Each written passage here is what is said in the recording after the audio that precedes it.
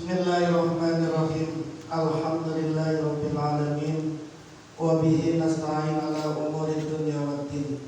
Wassalatu wassalamu ala sayyidil mursalin sayyidina wa habibina wa syafi'ina wa maulana Muhammadin wa ala alihi wa sahbihi ajma'in. Amma ba'du, khususan man zannafa hadzal kitab rahimallahu ta'ala wa nafa'ana bihi wa bi ulumihi wa bi ulumihi wa bi ulumihi wa fid daraini amin. Al-Fatihah. A'udzu billahi minasy syaithanir rajim. Bismillahirrahmanirrahim. Alhamdulillahi rabbil alamin arrahmanir rahim maliki yaumiddin. Iyyaka na'budu wa iyyaka nasta'in. Ihdinas siratal mustaqim. Siratal ladzina an'amta 'alaihim ghairil maghdubi 'alaihim waladdallin. Amin.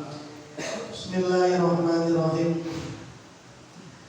Para jamaah sekalian, para sartis, kita melanjutkan membaca kitab Futuhul Ghaib karya dari Al-Qutbur Rabbani Syekh Muhyiddin Abdul Qadir Al-Jilani radhiyallahu anhu wa qaddasallahu sirrahu. Al-Maqalatul Hadiyah was-Salasuna. Makalah yang ke-31, fil bukti, di dalam membenci, fillahi, karena Allah. Makalah 31 ini akan menerangkan tentang kebencian dan cinta yang semuanya berdasarkan Allah atau karena Allah. Qala radhiyallahu anhu wa arda. Berkatalah Tuan Syekh Abdul Qadir Al-Jilani radhiyallahu anhu wa arda. Iza wajadta, jika kamu menjumpai, di qalbika, di hatimu, bughdos sahsin, membenci seseorang, au hubbahu, atau mencintai seseorang, fa'arid, maka palingkanlah akmalahu, perbuatan-perbuatannya seseorang, alal kitabi, berdasarkan kitab Quran, was sunnati, dan sunnah Rasulullah. Kalau engkau menemukan di hatimu benci terhadap seseorang, nggak senang sama seseorang, atau engkau menemukan di hatimu senang cinta sama seseorang, maka palingkanlah, arahkanlah perbuatan-perbuatan orang itu berdasarkan Al-Quran dan Sunnah. Fa'in kanat, maka jika ada apa amalan-amalan dia, perbuatan-perbuatan dia, kanat ada apa amalahu, fihima, berdasarkan kitab was sunnah, itu mabghudatan, dibenci. Kalau dia, perbuatan dia yang kau benci sama seseorang, lalu perbuatan dia memang dibenci, sebuah perbuatan yang dibenci oleh Quran dan Sunnah dan hadis, dan kau kemudian tidak suka sama orang itu, fa'absir, maka bahagialah, bimuwafaqatika, dengan kesesuaianmu, Allah Azza wa Jalla, kepada Allah Azza wa Jalla, wa Rasulahu, dan Rasulnya Allah. Kalau membencimu itu karena memang perbuatan dia, perbuatannya ini, bukan orangnya. Benci terhadap perbuatan seseorang yang memang perbuatannya itu jelas-jelas bertentangan atau ditolak atau dibenci juga oleh Quran dan Sunnah, maka kebencianku terhadap perbuatan orang itu cocok, sesuai dengan Allah dan Rasulnya. Tapi wa in kanat, dan jika ada apa akmalahu, perbuatan-perbuatannya dia tadi, fihima, berdasarkan Quran, berdasarkan kitab dan Sunnah, fihima, berdasarkan Alkitab wa Sunnah, itu mahbubatan, dicintai, wa anta, sedangkan engkau itu tubghiduhu, membenci siapa engkau, hu padanya, hu pada sahsin.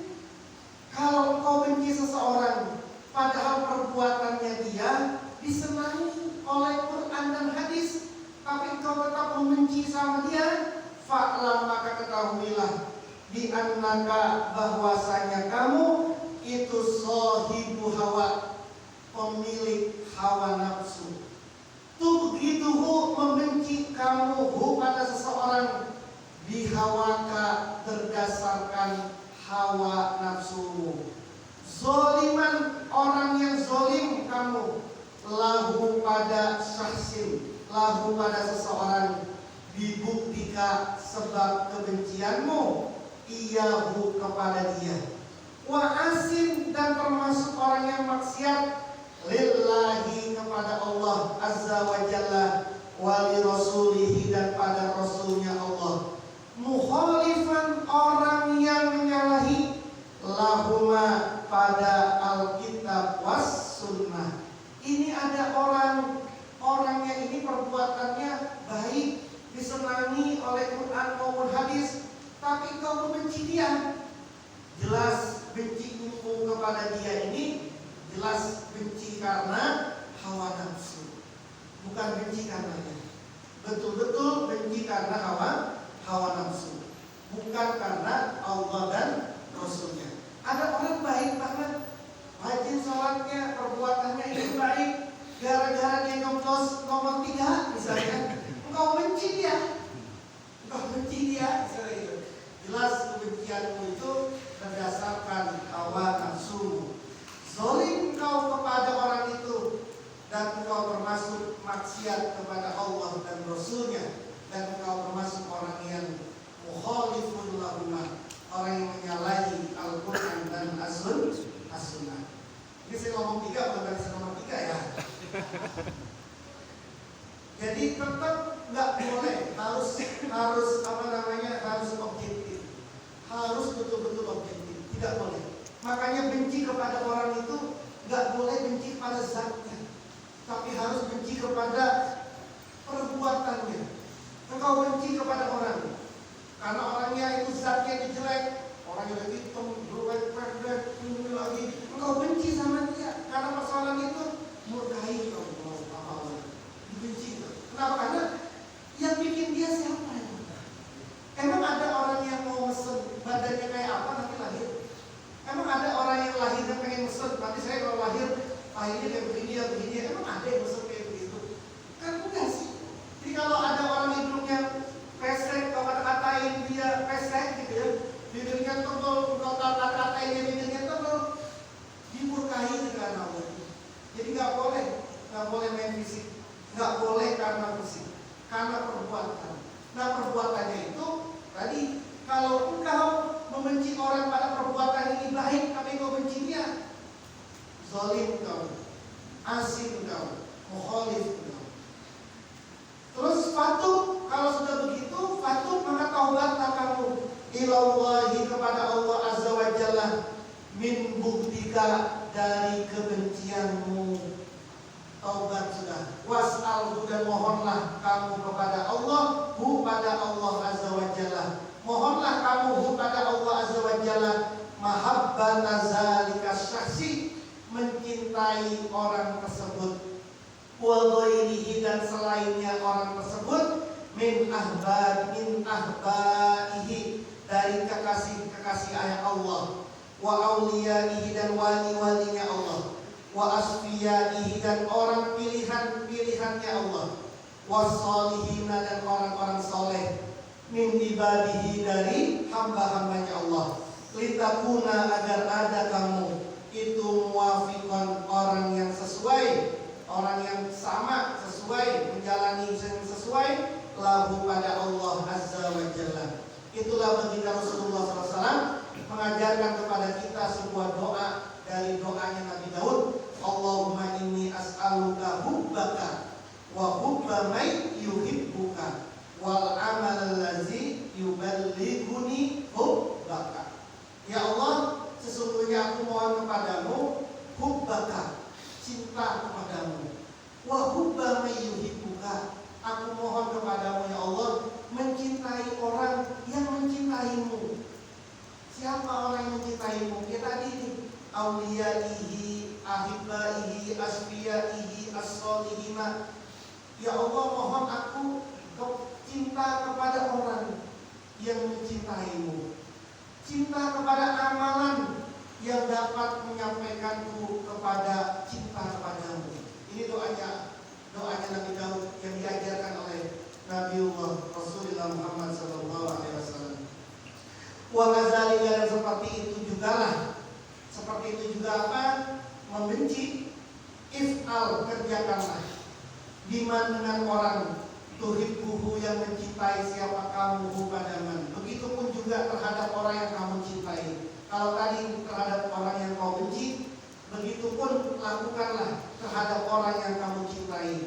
Yakni maksudnya akrib, palingkanlah siapa kamu akmalahu, perbuatannya orang tadi, ala kitabi, berdasarkan Quran, was sunnati, dan berdasarkan sunnah. Kalau engkau mencintai seseorang, cintailah dia berdasarkan Quran dan hadis. Cintailah perbuatannya, yang perbuatannya itu berdasarkan Quran dan hadis. Fa in kana, maka jika ada apa akmaluhu, perbuatan-perbuatan dia, jika ada akmaluhu, perbuatan-perbuatan dia, kalau perbuatan-perbuatan dia itu mahbubatan, memang dicintai, fihima, di dalam Quran dan Sunnah, fa'ahbibhu, maka cintailah dia. Engkau mencintai orang, lalu perbuatan dia memang perbuatan yang cocok, sesuai, dicintai oleh Quran dan hadis, maka cintailah dia. Tapi wa ikanat, dan jika ada apa perbuatan dia, akmaluhu, perbuatan dia itu mabghudatan, dibenci. Kalau kau mencintai orang, padahal perbuatannya dia adalah perbuatan yang dibenci oleh Quran dan Sunnah, engkau mencintai orang yang tidak ibadah, engkau mencintai orang yang selalu bermaksiat kepada Allah, fa'abghidhu, maka bencilah dia, tidak sukalah kau kepada dia, kaila tuhibbahu, agar jangan mencintai siapa kamu, hu, pada orang itu, dihawaka, dengan hawa nafsu. Kau mencari istri, sholat enggak, apa enggak, terus kamu mencintai dia, padahal dia itu seperti itu, kecuali kau ingin merubah dia. Enggak bang, saya mah mencintai dia, menjadikan istri dan dia berubah jadi soleh kayak saya. Ya alhamdulillah, mudah-mudahan. Tapi kalau kau kemudian mencintai dia bukan karena perbuatannya itu perbuatan yang dibenci sama Allah, tidak sukalah kau buat dia, agar kamu tidak mencintai dia bihawaka, berdasarkan hawa nafsu. Jadi intinya adalah gak boleh mencintai apapun, gak boleh membenci apapun berdasarkan hawa nafsu. Benci kepada sesuatu karena hawa nafsu kita, senang sama sesuatu karena hawa nafsu kita, gak boleh gitu. Tidak boleh seperti itu. Waktu minta nih dibuat dalil nih buat pilpres, nggak boleh. Mentang-mentang ada di 01 misalnya, kemudian ada membenci, jangan, nggak gitu. Ya. Engkau ada di 03, kemudian engkau benci 01, engkau ada di 02, itu bihawaka, engkau cintanya, bencinya betul-betul berdasarkan hawa nafsu. Padahal waktu umirta, dan sungguh diperintahkan siapa kamu, bimukhalafati hawaka, untuk menyalahi hawa nafsumu. Engkau padahal diperintahkan oleh Allah bimukhalafati hawaka, untuk menyalahi, memusuhi, menghindari hawa nafsumu. Qala Allah, qala azza wa jalla, berfirmanlah Allah azza wa jalla, wala tattabi'il hawa, wala tattabi, dan janganlah kamu ikuti al hawa, pada hawa nafsu. Kamu jangan ikuti hawa nafsumu, fayudillaka, maka akan menyesatkan hawa nafsu kepadamu, ansabilillah, dari jalannya Allah. Ini kan jelas banget Quran ini.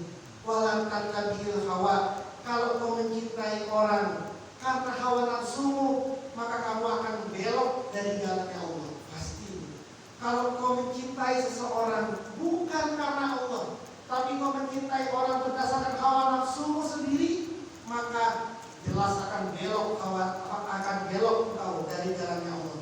bahkan mencintai anak saja dengan hawa nafsumu, maka anak itu akan membuat kau belok dari jalannya Allah. Gak boleh mencintai apapun, membenci apapun berdasarkan hawa nafsu, karena itu pasti akan menyesatkanmu, membelokkanmu ansabilillah dari jalannya Allah.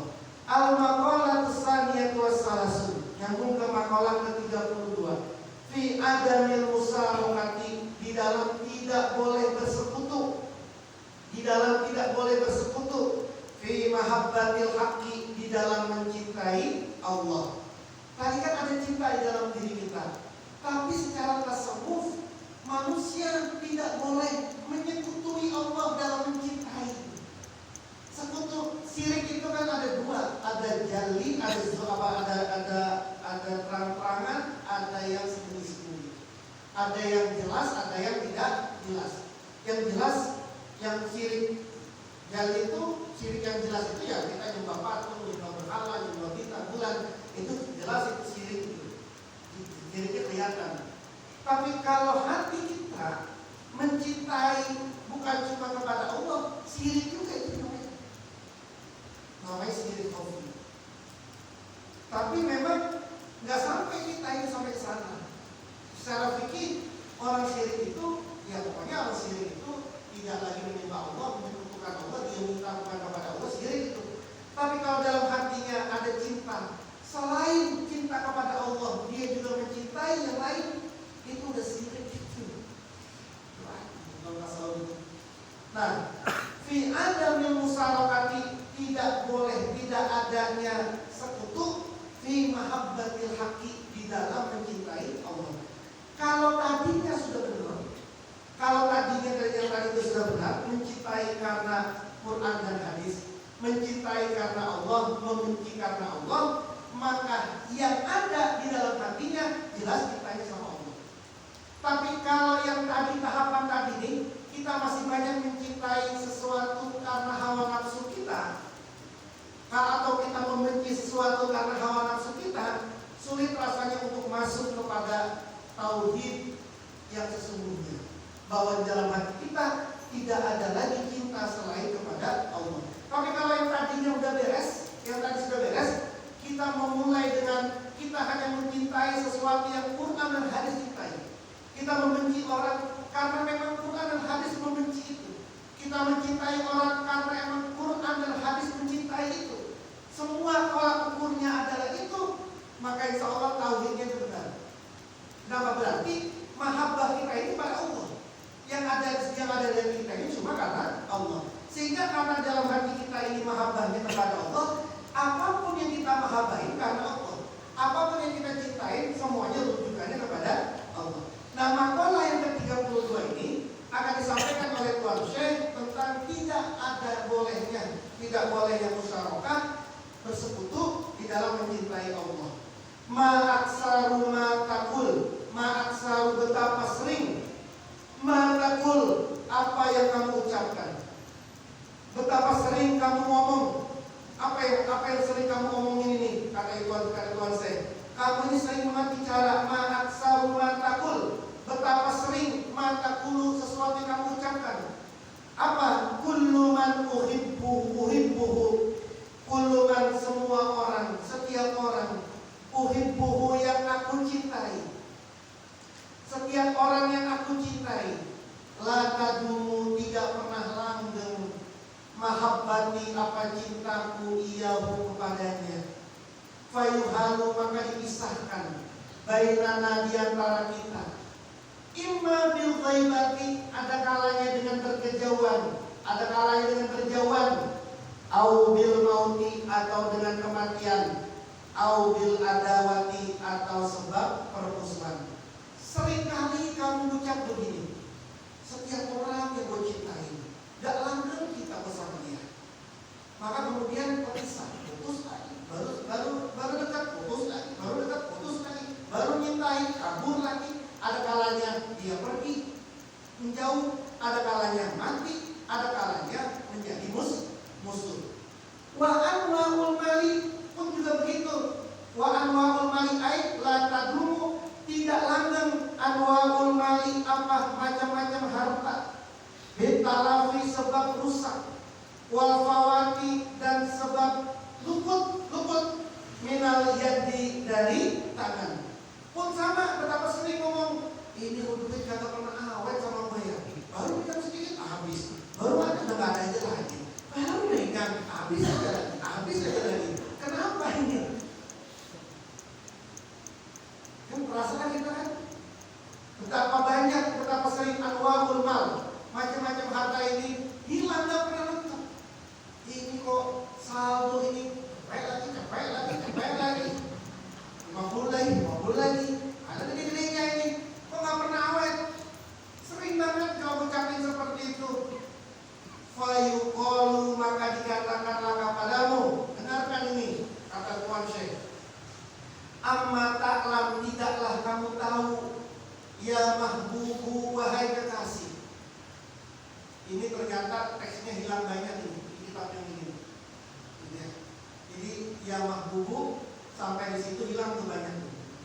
Tapi terus lagi itu annahu tajamma'at fihi iradatul kasaraha fi Allah, ini masih nyambung sih memang. Tapi banyak yang hilang nih. Jadi gini, tidakkah kamu tahu wahai kekasih, bahwa Allah Subhanahu wa taala itu buyurun. Allah itu maha cemburu. Allah mencintaimu. Allah menciptakanmu. Allah yang menciptakanmu. Sedangkan kamu lebih penting kepada selain Allah. Yang cintai kamu itu Allah. Yang memberi rezeki kepadamu itu adalah Allah. Kenapa engkau mencintai bukan Allah yang kau cintai? Yang membuat hidup adalah Allah. Yang membuatmu ganteng kayak begini Allah. Tapi kenapa bukan Allah yang kau cintai? Kenapa bukan Allah dan justru orang lain yang kau cintai? Bukankah engkau telah mendengar firman-Nya Allah? Yuhibbuhum wa yuhibbuna. Allah cinta kepada mereka dan mereka juga cinta kepada Allah. Allah juga berfirman, aku tidak ciptakan jin dan manusia kecuali untuk menyembah kepadaku. Tidakkah engkau juga mendengar sabdanya baginda Rasulullah sallallahu alaihi wasallam, "Idza ahabballahu 'abdan ibtalahu." Kalau Allah mencintai seseorang, maka Allah akan menguji dia. Allah akan kasih ujian kepada dia. Fa in sabara iktanahu. Kalau dia mau sabar, iktanahu, maka Allah akan pelihara dia. Rasulullah ditanya, "Kaifa wa maktanahu?" Bagaimana? Apa itu peliharanya Allah itu seperti apa? Apa maksud Allah memelihara dia itu, apa maksudnya? Lam yazar lahu malan wa waladan. Allah tidak akan memisahkan kepada dia malan wa waladan, harta dan anak, ai fi qalbihi, anak dan harta di dalam dirinya, di dalam hatinya. Allah kalau sudah cinta sama seseorang, maka orang itu pasti akan terus dikasih ujian sama Allah. Kalau dia sabar, Allah akan perhatikan dia. Bagaimana cara merhatiinnya Allah? Katanya para sahabat, cara merhatiinnya Allah adalah tidak lagi Allah sisahkan harta dan anak di dalam hatinya. Bukan berarti dia nggak punya harta, nggak punya anak, bukan. Tapi dulu harta sama anak melekat banget di dalam hati dia, sehingga dia kekurangan uang sedikit aja udah pusing. Dia nggak punya uang sebentar aja udah pusing, nggak karu-karuan. Dikeluarin itu uang itu, hartanya dikeluarin dari hati dia, dari hati dia. Anak yang kemudian gara-gara anak ini dia minta ini minta itu, kita nggak punya, tapi kemudian kita sayang sama dia, lalu kemudian kita curi ini kita curi itu untuk anak, atau saking sayangnya anak agak ibadah kita diamin saja. Dikeluarin ini anak ini dalam hatinya, dalam hati kita ini. Tetap orang itu akan punya harta nanti, tapi tetap orang ini akan punya anak itu. Tapi anaknya, hartanya bukan di hatinya, tapi di tangannya, di genggamannya. Bukan di hatinya, di genggamannya, atau di kantongnya. Bukan di hatinya. Kan saya sering Contohin begini, uang 10.000, uang 10.000 mungkin ada di tangan kita 10.000, nggak ada di sini. 50.000 naik ke atas sini nih. 100.000 mulai masuk dekat-dekat hati. 200.000 mulai masuk ke dalam hati. Mulai masuk lagi 500 hati dalam, 200 sampai 1 juta. Kalau 100.000 aja udah masuk ke dalam hati, udah jelas itu nanti dia kehilangan uang 1 juta atau dia harus mengeluarkan uang 1 juta, udah pasti resah hatinya. Berat rasanya. Kenapa? Karena ada di sini. Anda kehilangan duit 10.000 nggak bakalan nama-nama ini. Nggak bakalan juga Anda bikin status-status nggak bakalan itu. Ya, kalau uang 10.000 ini. Kenapa? Karena nggak ada di situ. Gitu kan. Nah, setelah itu kan angkanya kalau 10.000 kan dikit. Dikit banyak itu bukan nominalnya. Tapi bagaimana persepsi kitanya itu sama uang itu. Ada uang nilainya besar tapi kayaknya nggak ada artinya buat kita.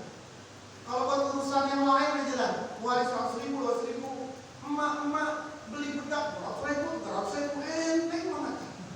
Terus nanti ada apa sumbangan 20.000, mana rasanya?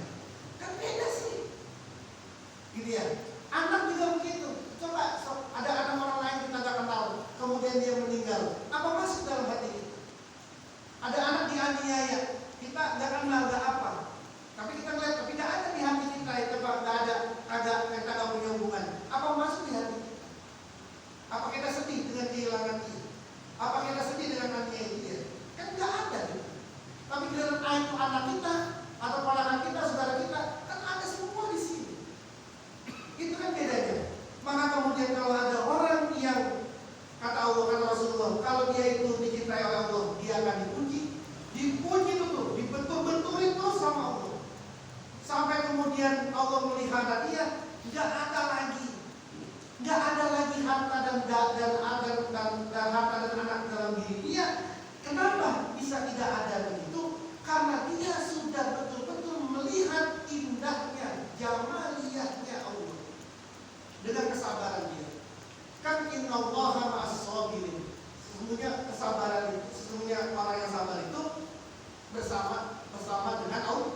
Allah itu bersama dengan orang yang sabar itu bersama dengan Allah. Artinya kalau orang itu mau bersabar, maka dia bersama dengan Allah. Kalau bersama dengan Allah berarti dia akan merasakan kedekatannya dengan Allah. Tidak ada keindahan apapun yang paling indah kecuali keindahannya Allah Subhanahu wa Ta'ala. Ketika dia sudah sampai kepada keindahannya Allah, maka yang di bawahnya sudah tidak ada lagi keindahan. Keindahan itu tidak ada lagi. Kenapa? Karena dia sudah tahu, sudah ngerti ada keindahan yang lain di situ, yang ada keindahan yang lebih daripada keindahan itu. Maka kemudian tidak ada lagi, sudah bebas dalam dirinya dia itu. Nah, pun juga begitu. Kalau ada anak dan harta yang ia cintai, maka jelaslah mahabbah dia sudah penuh pada hati dia, sehingga terbagilah hati dia mencintai orang itu, mencintai anak itu, mencintai harta itu, dan terbagi dengan mencintai Allah Subhanahu wa Ta'ala. Bahkan kemudian berkurang, maka jadilah mustarokatan bainallah wa baina ghairihi. Jadilah dia menyekutukan hatinya berbagi antara dia mencintai Allah dan mencintai selain Allah. Berbagi cinta kepada selain Allah itu namanya syirik khafi. Orang yang syirik khafi. Sedangkan Allah layak balus syarika. Allah itu gak menerima orang yang menyekutukan Allah, gak menerima dia. Wa huwa ghuyurun. Allah itu maha penyemburu, qahirun fawqa kulli syai'in, yang bisa memaksa segala sesuatunya. Allah itu ghalibun li kulli syai'in, yang bisa memenangkan segala sesuatu. Allah bisa menghancurkan sekutunya, Allah bisa meniadakan sekutunya. Ada siapa di samping gua? Enak aja gue diselingkuhin oleh harta. Disingkirin dulu selingkuhannya itu sama Allah, harta itu, sehingga dia betul-betul dirinya Allah sendiri.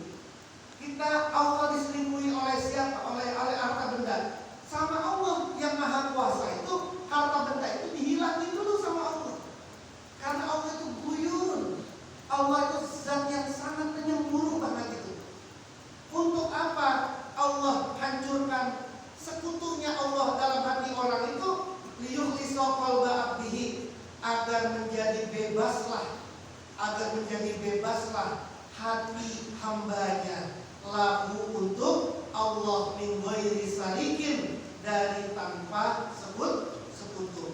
Saat itulah kalau sudah nggak ada siapa-siapa ini, dalam artinya nyatalah saat itu firman-Nya Allah, yuhibbuhum wa yuhibbuna. Allah mencintai dia, sedangkan dia juga mencintai Allah. Radhiyallahu anhu wa radu an.